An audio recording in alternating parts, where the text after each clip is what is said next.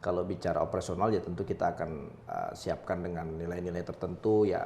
Operasional udah pasti kan kita sosialisasi, kemudian apa namanya pemasangan algaka misalnya, kemudian pembentukan tim, ya tim pemenangan, tim kampanye dan lain sebagainya. Tentu kita harus prepare hari ini dan mengalir aja kalau menurut saya.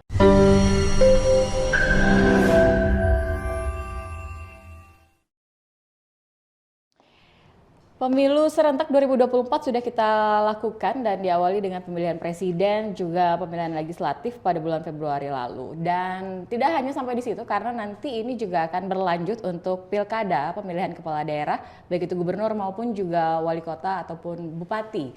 Nah, di program Ngobrol Inspirasi kali ini kita sudah mengundang atau sudah kedatangan tamu kita. Siapa lagi sih beliau ini? Tiba-tiba ujuk-ujuk udah datang di sini, tapi bicaranya bukan legislatif ya. Namun di sini adalah pilkada, pemilihan kepala daerah yang isu-isunya entah isu, entah angin yang berhembus dari timur ke barat, barat ke timur gitu ya. Ada Bung Nidya Listiono. Sehat? Siap, alhamdulillah sehat selalu. Sehat selalu, iya. Dan masih semangat juga? Sangat semangat. Sangat semangat, Sangat apalagi semangat. kalau kita bicara tentang pemilu ya. Wah, siap. Oke, pemilu sudah kita lalui gitu. Dan ini katanya ada kabar yang berhembus bahwa, saya manggilnya abang aja ya? Boleh. Ya, Abang Tio, biasanya Siap. Abang Tio. Oke, Bang Tio ini rupa-rupanya ingin mengabdi untuk Kota Samarinda. Insya Allah. Begitu? Insya Allah. Iya, jadi beliau ini kemarin ada berita, saya ada baca berita di media sosial, ada di salah satu partai, terutama partai yang warna kuning, ya, karya-karya gitu belakangnya. Baju saya biru. Oh, biru ya? Kenapa nggak kuning? Atau jangan-jangan baju biru udah mau beralih nih? Enggak ya? Oh, enggak. Oh, enggak. Ini baju koalisi yang ini. Oh, baju koalisi. Oke. Nah, ini katanya kemarin lagi mendaftar. Mengambil formulir pendaftaran. Oh, mengambil formulir. Insya Allah. Oke. Baru mengambil. Persiapannya seperti apa? Kemudian saya juga pengen tahu kenapa sampai terinisiasi untuk maju di Pilkada 2024. Oke, sebelumnya selamat pagi ya, semangat pagi Mbak Lis dan pemirsa dari Ngopi ya. Karena memang Bang Tio ini selalu menginspirasi. Oh siap, insya Allah. Pertama, proses kontestasi pileg sudah berakhir, sudah berlalu hasilnya juga ya. Hasilnya sudah kita lihat bersama bahwa untuk periode berikutnya saya harus sampaikan bahwa kemudian saya tidak terpilih kembali. Oke. Tetapi apapun itu proses politik harus terus berjalan, perjuangan tidak boleh berhenti memang karena kita itu akan kalah kalau kita berhenti. Tapi kalau kita tidak berhenti, ya kita harus membuka wadah-wadah di mana kita bisa berkreasi, bisa mengabdikan diri pastinya. Apakah itu salah satu ciri dari politikus sejati mungkin? Bisa jadi, tapi ini kan tergantung spirit ya, spirit fighter kita bahwa kita tidak boleh berhenti untuk mengabdi kepada masyarakat. Yang kemudian beberapa waktu lalu Partai Golkar kemudian mengamanahkan untuk kemudian memegang Ketua PLT ya, menggantikan Pak Haji Hendra untuk Golkar Kota Samarinda. Yang kemudian berarti ada dua posisi ya? Ada dua jabatan? Hari ini saya tetap sebagai Bendahara Umum Partai Golkar Kaltim dan menjabat sebagai Ketua PLT Golkar Kota Samarinda. Ya tentu ini menjadi satu amanah yang kemudian pada saat pleno pertama kemarin kalau tidak salah awal minggu ini kita membentuk tim penjaringan untuk pilkada Kota Samarinda, wali kota dan calon wali kota dan cawawali ya. Yang kemudian kemarin memang benar bahwa saya datang ke tim penjaringan untuk mengambil formulir memang untuk kemudian ya tentu ini wujud dari keikutsertaan, keaktifan, serta keinginan saya untuk mengabdi kepada masyarakat di Kota Samarinda tentunya. Ya tentu saya juga berharap. Dan ini tanah kelahiran? Bukan? Kalau bicara kelahiran, saya kelahirannya di Madiun, ya. Tapi memang orang tua sudah merantau sejak sebelum menikah. Kalau pembuatan saya pembuatan Di Samarinda. Samarinda. Pembuatannya Samarinda. Iya, iya, iya. Udah saya cross check kalau yang itu. Iya. Dan kemudian pada saat mau lahir ya memang orang tua dulu mau lahirnya di tempat lahirannya mereka. Jadi lahirlah Madiun, setelah Madiun balik lagi sini. Oke. Sehingga ini juga menjadi tanah kelahiran saya tentunya, tanah pembuatan saya juga kan begitu. Jadi situlah ya. Intinya formulir sudah kita ambil, insya Allah karena dinamika di politik dan tentu di internal partai kami tentu ya semua berproses. Kita berikan kesempatan kepada kader-kader terbaik untuk kemudian bisa maju ikut kontestasi. Karena hari ini fraksi Golkar DPRD di Kota Samarinda itu capaiannya sangat luar biasa dengan raihan 8 kursi ya hari ini untuk Samarinda. Sehingga untuk maju ke pilkada minimal 9 kursi, maka kita memang hanya kurang 1 kursi yang memang tentu kita harus berkomunikasi dan berkolaborasi ya, terutama dengan tim koalisi Indonesia Maju hari ini. Itu apakah titipan dari ketua partainya atau ini memang inisiatif dari Bang Tio sendiri? Ya tentu yang ini ingin mengabdi ke Kota Samarinda. Ya ini tentu berawal dari keinginan pasti. Keinginan pribadi. Keinginan bukan hanya pribadi, tetapi partai. Banyak kemudian masyarakat dan konstituen yang kemudian meminta saya secara pribadi untuk bisa memajukan perjuangan ya. Ya tentu apakah nanti dengan berbagai macam koalisi, kemudian dengan berbagai macam pasangan yang hari ini tentu kita sedang godok ya. Ya tentu saya masih menunggu restu dari partai tentunya. Kalau bicara partai hari ini sudah merekomendasikan beberapa nama ya, termasuk di Samarinda. Itu ya, sementara beberapa nama dari Golkar sendiri ya? Iya. Termasuk salah satunya Bang Tio? Untuk saat ini sebelum penjaringan ada satu nama yang muncul, sahabat saya, kolega saya, Dr. Adi ya. Tapi kemudian setelah dikonfirmasi beberapa waktu lalu oleh tim penjaringan bahwa beliau fokus dulu karena beliau terpilih sebagai anggota DPR Provinsi Kaltim periode 2024-2029 ya, tentu sudah dikonfirmasi oleh ketua tim penjaringan langsung bahwa beliau akan fokus di sana dulu katanya seperti itu. Sehingga hari ini banyak kader-kader yang memang dibuka peluang seluas-luasnya untuk kemudian berani tampil lah ya, untuk kemudian mengikuti kontestasi politik terutama di Kota Samarinda. Tapi sudah ada strategi-strategi yang akan dilakukan mulai dari sekarang karena kita tidak mau harus gagal lagi untuk yang tentu kalau bicara strategi saya sudah sampai saat ini saya masih menjabat sebagai Ketua Komisi 2 DPRD Kaltim dengan masyarakat, kebijakan-kebijakan termasuk komunikasi dengan para tokoh pemuda masyarakat, tokoh agama, kemudian masyarakat lah pada umumnya ya tentu strategi yang paling jitu itu adalah pertama adalah komunikasi, itu udah pasti. Ya, apapun selanjutnya pasti harus komunikasi dulu sehingga jangan sampai komunikasi itu terputus. Yes, bahwa kemudian kita perlu pendukung, kita perlu restu, ya itu terus kita lakukan. Ya tentu jangan lupa berdoa, udah pasti.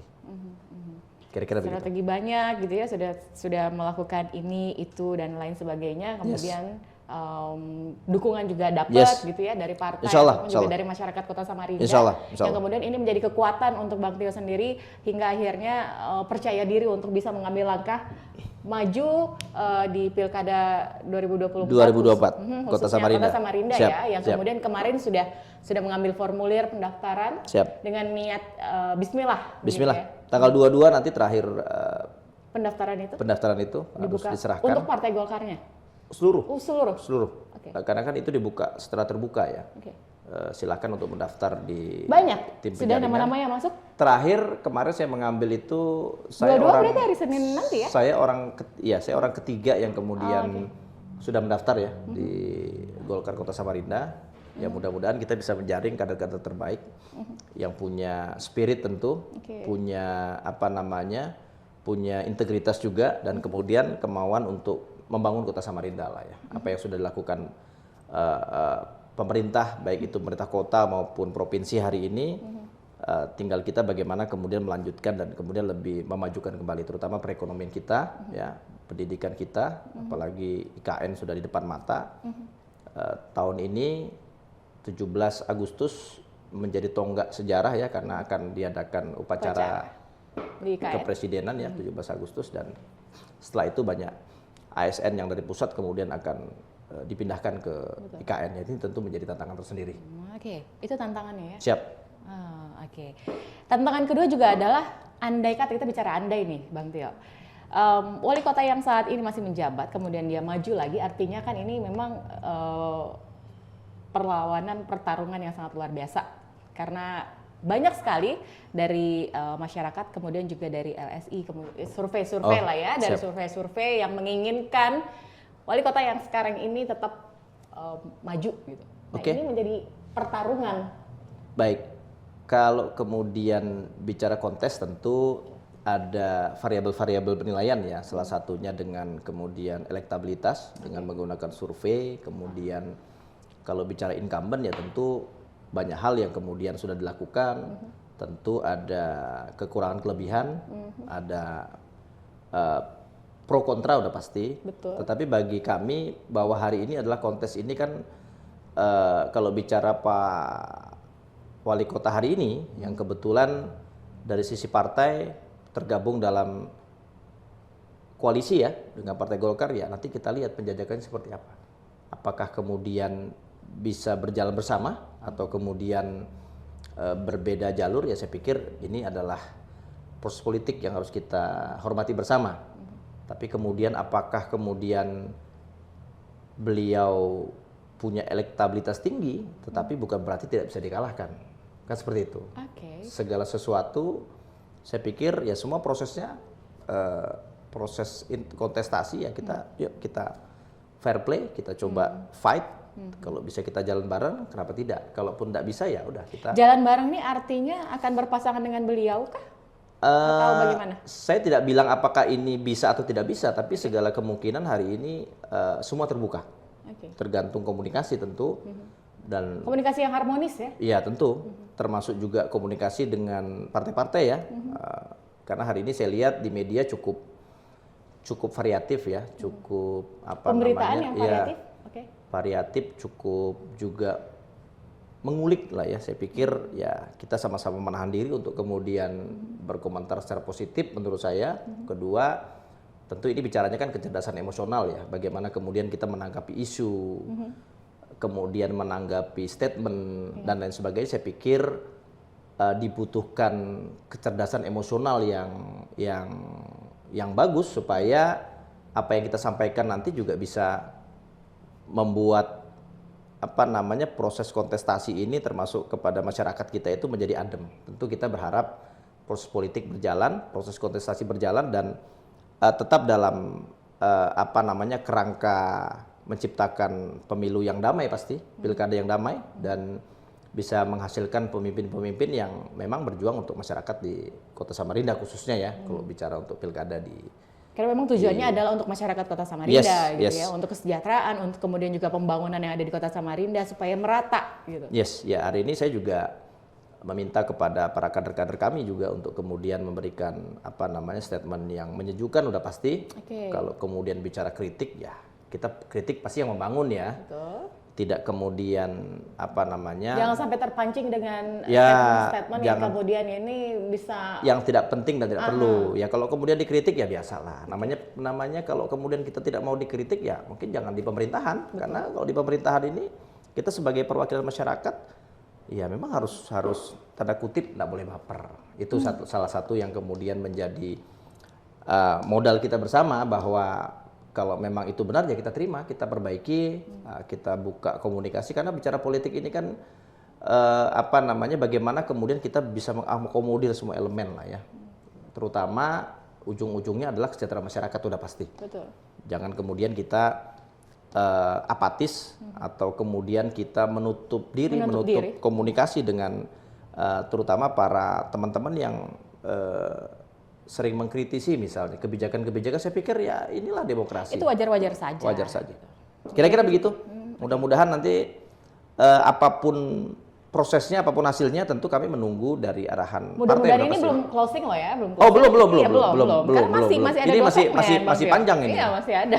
Sehingga yang jelas Golkar hari ini dengan perolehan yang luar biasa menurut saya. Karena memang tertinggi ya. Iya, kalau bicara di Kaltim hari ini dengan Suara kenaikan Golkar yang luar biasa dan kemudian di kota kabupatennya ada progres-progres yang luar biasa, menurut saya hari ini kita akan mendorong kader-kader terbaik kita untuk kemudian maju mengikuti kontes yang ada di Kalimantan Timur. Supaya hatinya adem, kemudian juga supaya nggak baper, ini kan sudah ada hidangan kopi. Oh, siap. Nah, boleh nih Bang Tio. Siap, sambil ini kita dari Escafe.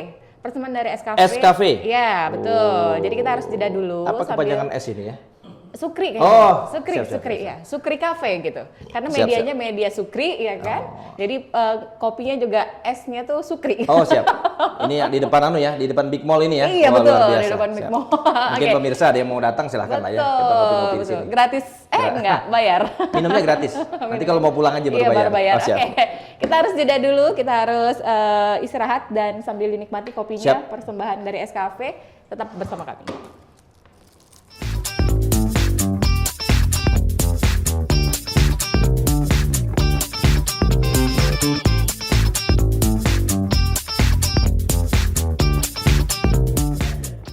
Oke, kita udah masuk di segmen kedua, masih di program Ngopi Ngobrol Inspirasi. Kita juga masih bersama dengan Bang Tio di sini. Sudah disantap kopinya? Oke, sudah. Oh, sudah ya? Oke.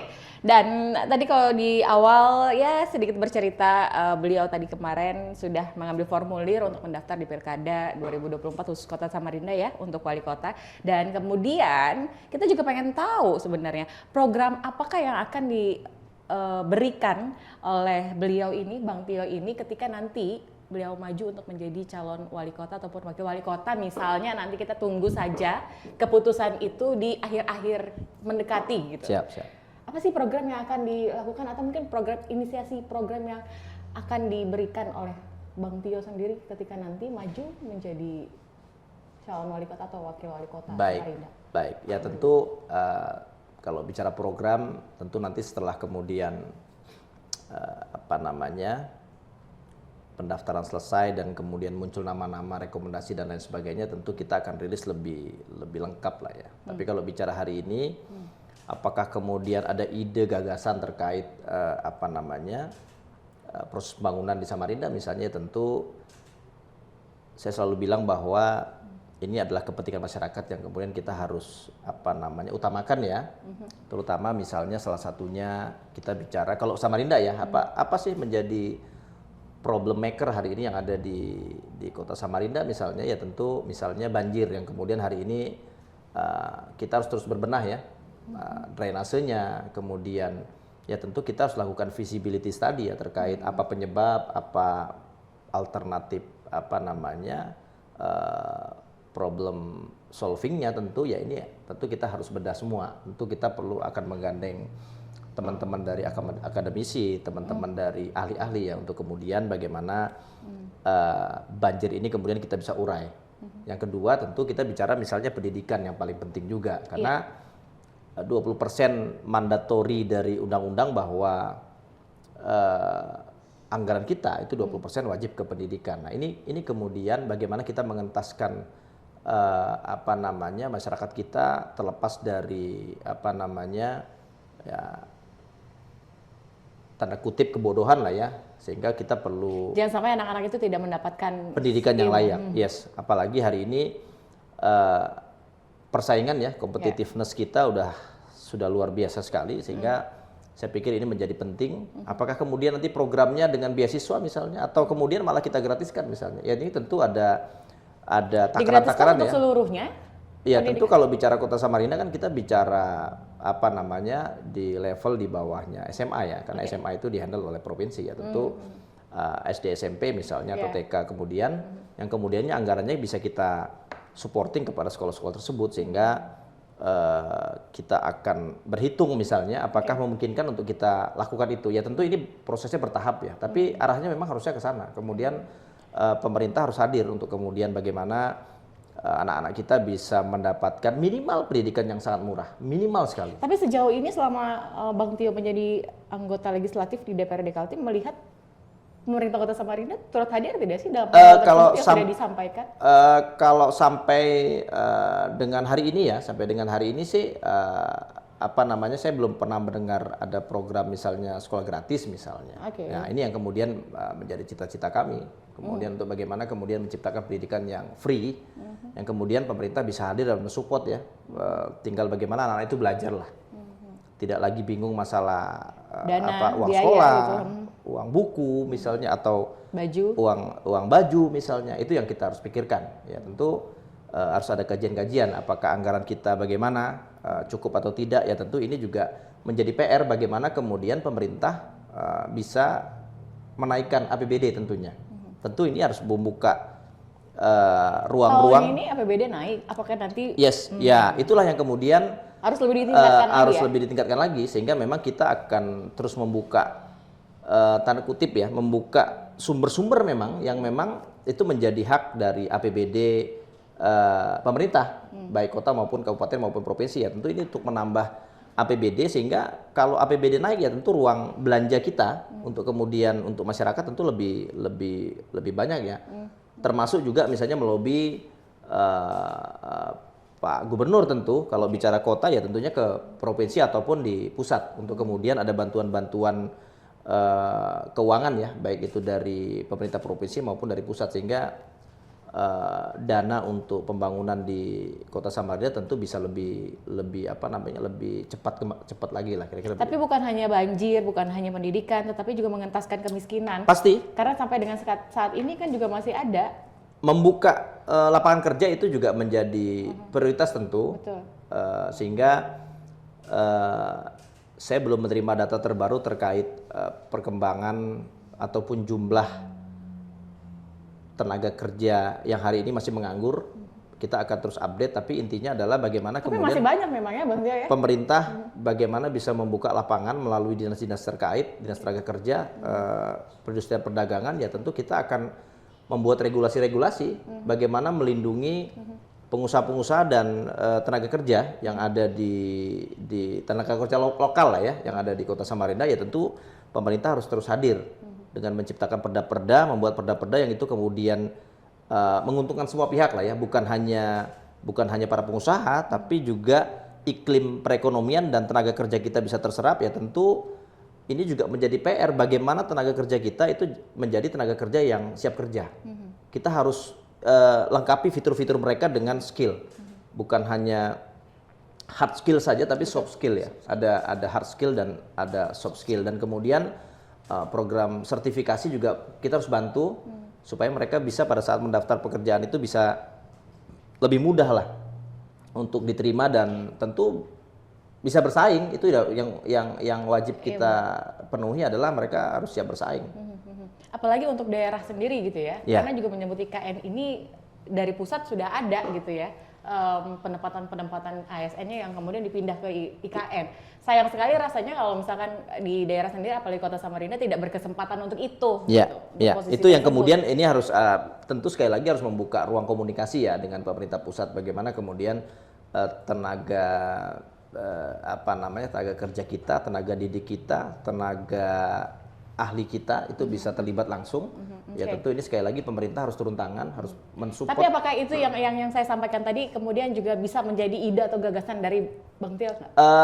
Ketika nanti? Ya nanti kita akan breakdown itu pasti. Tapi secara umum bahwa kemudian tadi kita bicara pendidikan, bicara banjir, bicara pengentasan kemiskinan.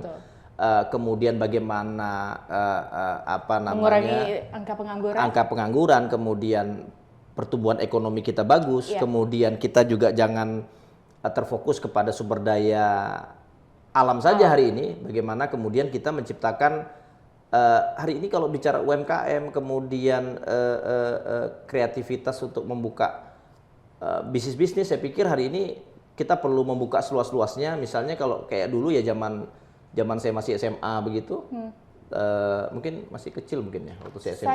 Iya mungkin, atau saya belum lahir. Jadi waktu SMA itu ada program misalnya dari BLK misalnya, program pertukaran pelajar atau program pendidikan ke luar negeri, misalnya ke Jepang, kemana, yang itu memang memfasilitasi tenaga kerja kita, putra-putri daerah kita untuk kemudian diberikan fitur-fitur apa ya, keahlian ya, hard skill maupun soft skill sehingga pada saat kembali ke kota, ke provinsi, ke daerah ya itu bisa banyak berbuat ya, bisa banyak berbuat. Dan ini menjadi benchmark sebenarnya bagaimana kemudian kita melihat bagaimana etos kerja, bagaimana effort kerja dari negara-negara tetangga yang hari ini memang mereka punya effort kerja yang luar biasa, punya etos kerja yang luar biasa, yang itu memang kita perlu tiru, kira-kira seperti itu. Tapi intinya adalah tadi yang seperti yang saya sampaikan, termasuk juga misalnya iklim investasi misalnya, ya kita harus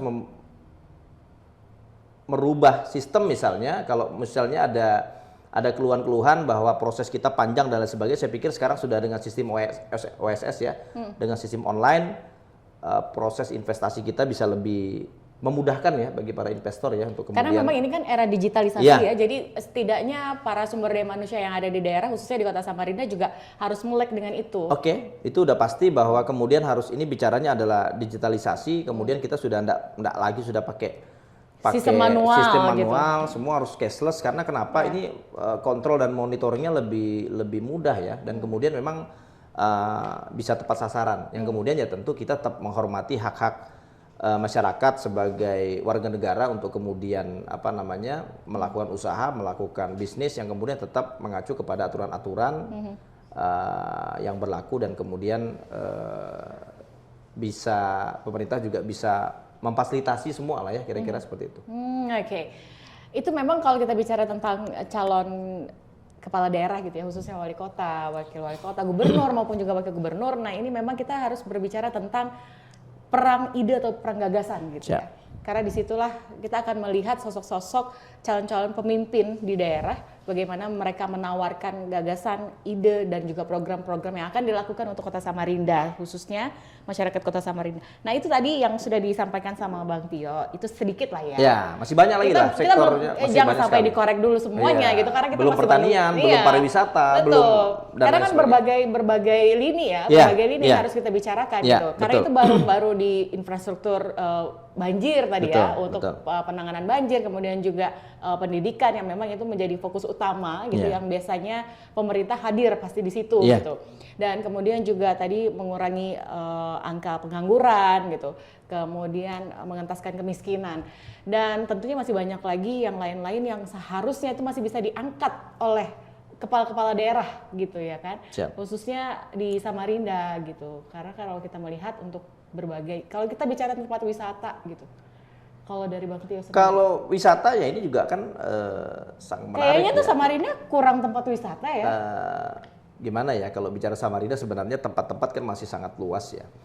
Di beberapa daerah saya banyak belajar juga bagaimana kemudian sebuah daerah itu menciptakan tempat-tempat wisata baru yang itu memang diwajibkan kepada ini memang harus merangkul masyarakat ya, masyarakat sempat, karena bagaimana kalau masyarakatnya nggak mau dirangkul? Nah inilah peran pemerintah, salah satunya jadi tantangan ya. Iya, di satu daerah itu misalnya kepala desanya itu wajib setiap tahun memunculkan tempat wisata daerah baru.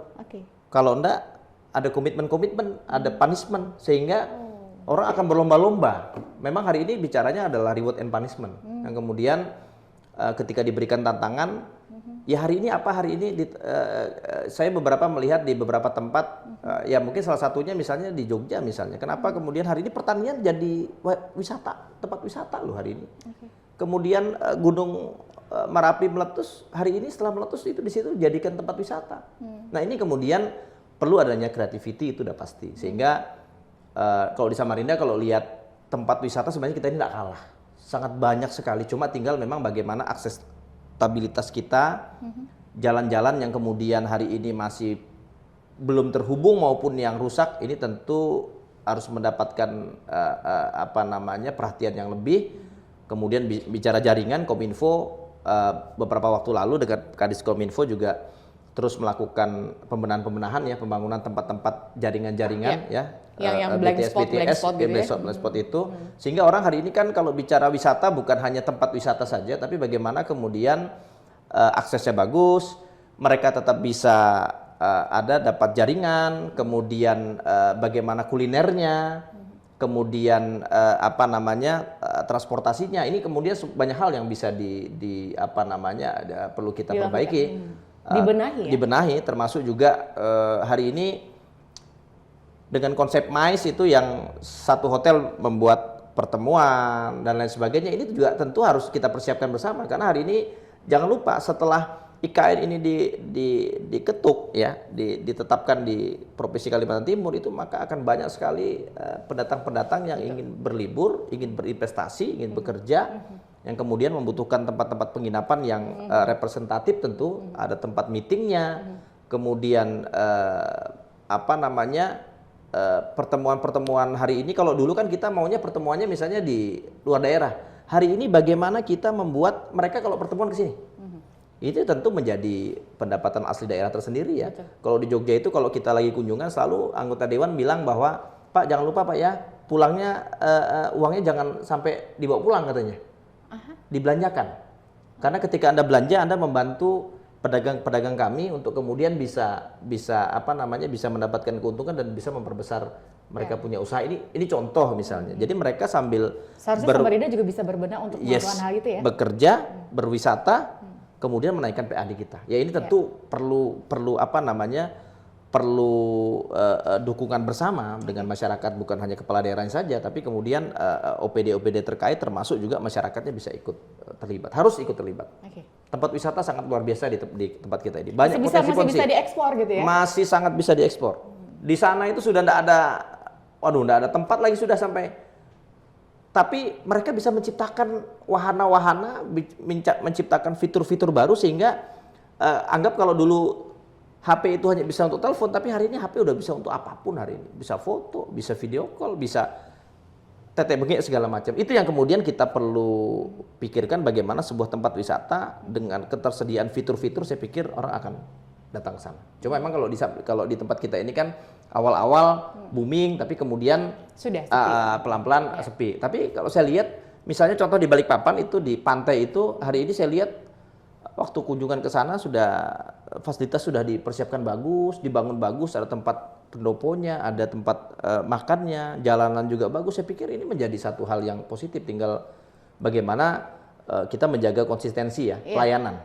Betul. Kalau bicara pariwisata itu bicaranya adalah tempat wisatanya sendiri, servis pasti, ya, aksesabilitas sudah pasti. Kira-kira begitu. Ini contoh ya, ini kita harus selalu berinovasi begitu yes. Bagaimana bisa melakukan satu perubahan, kemudian juga bisa menarik minat dari para pengunjung, para wisatawan gitu ya. Oke, kita masih ada satu segmen, tapi satu segmen itu kita hanya mungkin harapan aja, dan juga mungkin ada satu nanti yang ingin saya tanyakan. Persiapan untuk menjadi kepala daerah itu kan butuh anggaran, butuh budgeting, operasional, betul gitu. Dan itu nanti di segmen ketiga kita akan bahas ya, Bang Tio ya. Kita harus jeda dulu. Siap.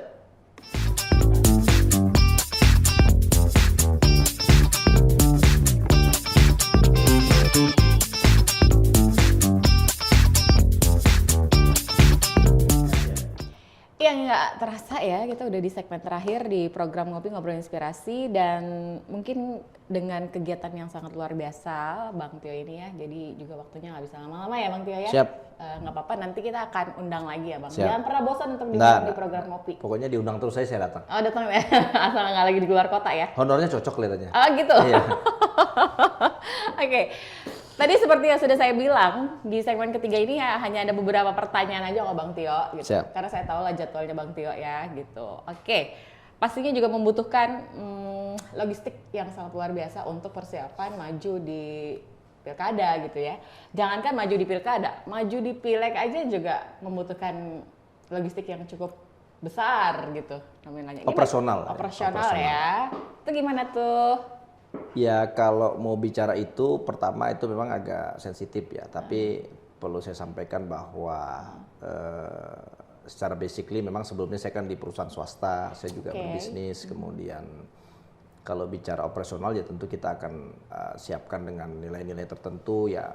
Operasional udah pasti kan kita sosialisasi, kemudian pemasangan algaka misalnya, kemudian pembentukan tim, ya tim pemenangan, tim kampanye dan lain sebagainya. Tentu kita harus prepare hari ini dan mengalir aja kalau menurut saya, mengalir. Ya mudah-mudahan ada info satu nanti yang bantu saya misalnya Iya. Karena ada MSI yang iya, membantu. pemberitaan free misalnya Iya. ya ini yang bisa dilakukan. Salah satunya memang kalau bicara nominal saya mohon maaf karena ya kalau saya uang nggak banyak sih ya, tapi ya adalah kalau untuk persiapan operasional ya untuk pergerakan tim, baliho dan lain sebagainya. Kira-kira yang jelas ada perbedaan ya untuk di pilkada ini dengan pileg?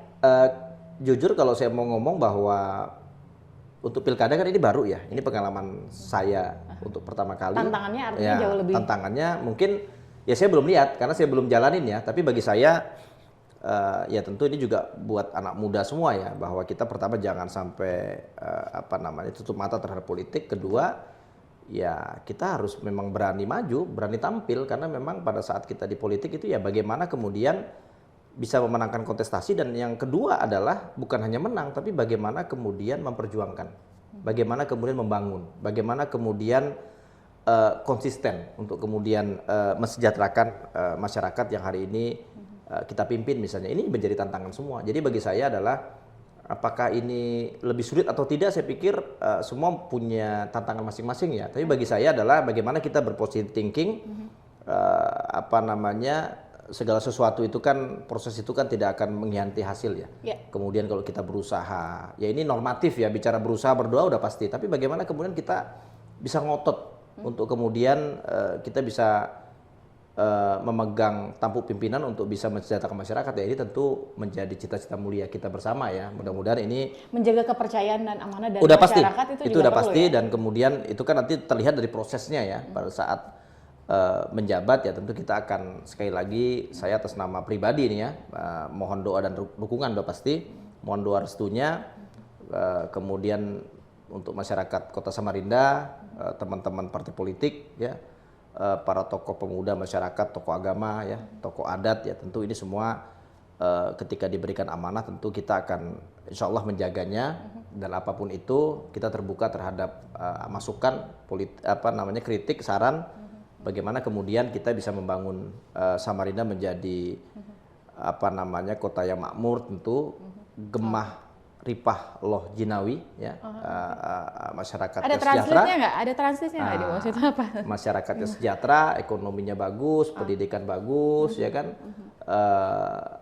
keberagamannya kemudian saling menghormati, menghargai. Ya saya pikir kalau sudah itu terwujud, insya Allah tentu untuk selanjutnya itu pemimpin-pemimpin selanjutnya bisa lebih mudah lah ya untuk kemudian membenahi, kira-kira seperti itu. Yang jelas dari Bang Tio sendiri sudah melakukan berbagai persiapan ya untuk nanti mengikuti kontestasi di Pilkada, khususnya di Kota Samarinda tahun 2024, dan juga kita mungkin ingin mendengar apa pesan yang ingin disampaikan oleh Bang Tio sendiri ketika nanti pada saat hadirnya Pilkada 2024, mungkin para pemilih ini ya jangan sampai nanti sama kayak pada saat presiden dan juga legislatif gitu ya kan, ya, tentu, di Kota Samarinda. Siap, ya tentu ya pertama kalau bicara pesan ya, harapannya tentu proses pilkada di Kota Samarinda berjalan dengan baik, aman, lancar ya. Kondusif lah ya. Kondusif.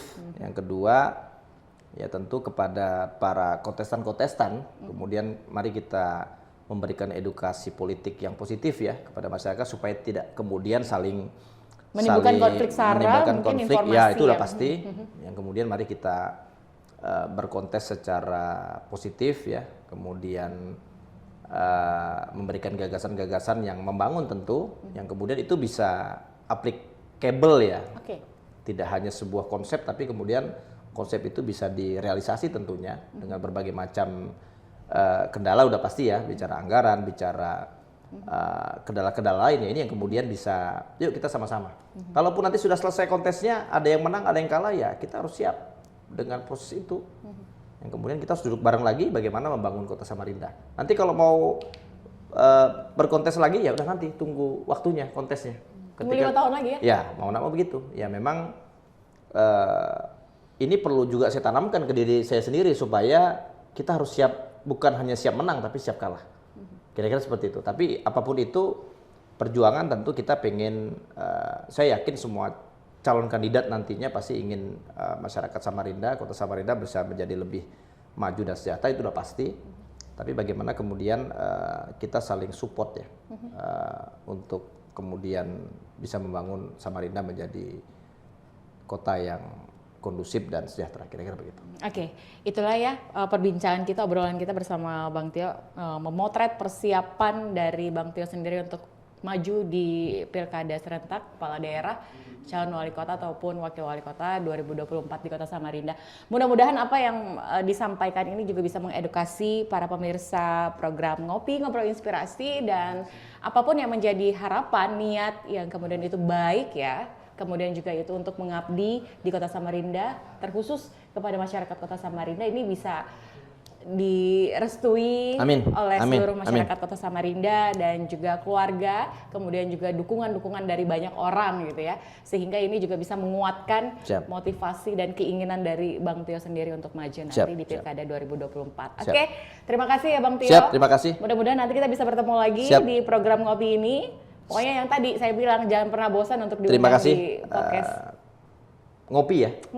Program Ngopi dan Info 1 tentu dengan ownernya Bang Sukri ya. Mudah-mudahan sukses selalu. Amin. Bang. Itu saja? Itu aja, cukup. Buat hostnya nggak ada? Nanti hostnya under table aja kalau gitu. Oke, terima kasih Bang Tio. Siap. Selalu, Thank you. Semangat selalu memberikan motivasi untuk semuanya, untuk masyarakat Kota Samarinda. Saya Elis Indarti, sampai jumpa. Sampai jumpa.